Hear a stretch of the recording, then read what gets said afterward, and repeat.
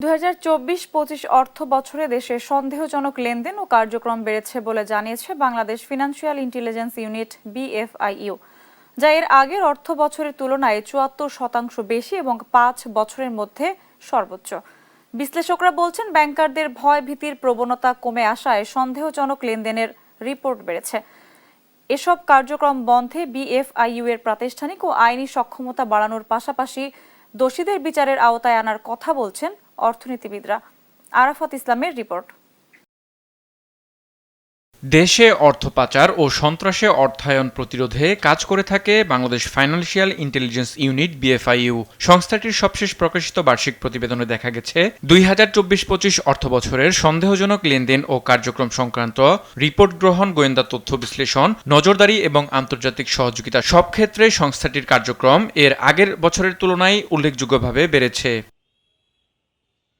2024-25 অর্থবছরে BFIU মোট 30,199টি সন্দেহজনক লেনদেন ও কার্যক্রম সংক্রান্ত রিপোর্ট গ্রহণ করেছে, যা আগের অর্থবছরের তুলনায় 74% বেশি এবং বিগত 5 বছরের মধ্যে সর্বোচ্চ। একই সময়ে ব্যাংক থেকেই 28,755টি রিপোর্ট জমা পড়েছে, যা আগের বছরের তুলনায় 80% বেশি।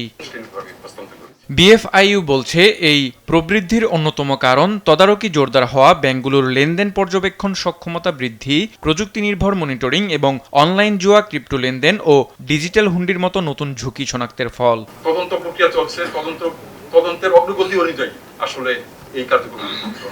বিশ্লেষকদের মতে, সন্দেহজনক লেনদেনের রিপোর্ট বেশি জমা দেওয়ার ক্ষেত্রে ব্যাংক ও আর্থিক প্রতিষ্ঠানের কর্মকর্তাদের ভয় ভীতি দূর হওয়া অন্যতম কারণ। সে সময় অনেক ব্যাংক কর্মকর্তা বিভিন্ন কারণে কিংবা ভয়ভীতির কারণেও তারা এটা রিপোর্টটা করতো না। এটা হচ্ছে 24-25-এ বাড়ার একটি কারণ। ওই সময় যেহেতু এই প্রবণতাগুলো ছিল না এবং এরকম কোনো হুমকিও ছিল না।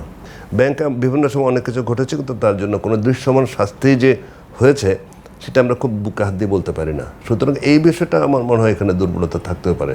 অর্থ পাচার বিরোধী কার্যক্রম কেবল সন্দেহজনক লেনদেন শনাক্ত করার শেষ লক্ষ্য নয়, বরং সেই তথ্যকে সফল তদন্ত ও বিচারের আওতায় আনা গুরুত্বপূর্ণ, এমনটাই বলছেন অর্থনীতিবিদরা। শুধুমাত্র দেখছে যে কতকগুলা ট্রানজেকশন হয়তো সন্দেহজনক, পরবর্তীতে দেখলো সন্দেহজনক না, অর্থাৎ অ্যাক্টিভিটি চালিয়ে যাচ্ছে। কিন্তু প্রকৃতপক্ষে সফলতা তখনই আসবে যখন আইনের সত্যিকার প্রয়োগ হবে।